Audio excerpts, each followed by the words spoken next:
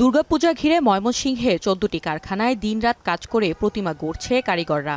সনাতন ধর্মাবলম্বীদের ঘরে ঘরে চলছে প্রস্তুতি, মার্কেটে কেনাকাটার ধুম।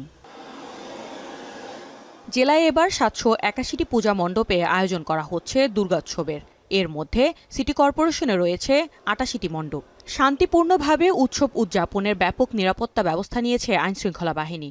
আমাদের তো এখন শেষ মুহূর্তের সবারই প্রস্তুতি, আর মা আসছে সেটা তো আসলে আনন্দের জিনিস। সারা বছর আমরা প্রতীক্ষায় থাকি যে মা আসবে। ছোটরা আনন্দ করবে, একটু খাওয়া দাওয়া, ঘোরাফেরা, তো এইসব মিলিয়ে আর কি আমাদের শারদীয় উৎসবটা, পূজা পার্বণটা শুরু হয়। আর এদিকে কুমিল্লায়ও বইছে উৎসবের আমেজ।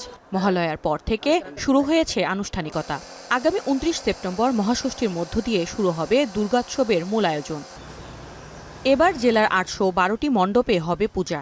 নিরাপত্তার পাশাপাশি প্রতিটি মণ্ডপে স্বেচ্ছাসেবক বাহিনীও থাকবে বলে জানান পূজা উদযাপন পরিষদ। শহরের নানুয়া দিঘির পাড়, কান্দির পাড়, ঠাকুরপাড়া, ধর্মসাগর সহ ঐতিহ্যবাহী পূজা মণ্ডপে প্রতিমা সাজসজ্জার কাজ প্রায় শেষ পর্যায়ে। প্রতিমা তৈরি করেন তারা, মোটামুটি আমাদেরকে প্রতিমা ডেলিভারি দেওয়ার জন্য তারা প্রস্তুত।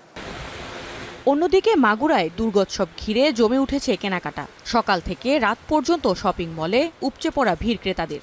ভারতীয় পোশাক কম থাকায় বাড়তি চাহিদা দেশীয় শাড়ি ও চায়না পণ্যগুলোর। হাজবেন্ডের জন্য একটা পাঞ্জাবি, আমি শাড়িও কিনবো, ভাবছি আমাদের দেশি পণ্যই কিনবো। আমি কিছু কিনেছি, আরো কিছু কিনবো।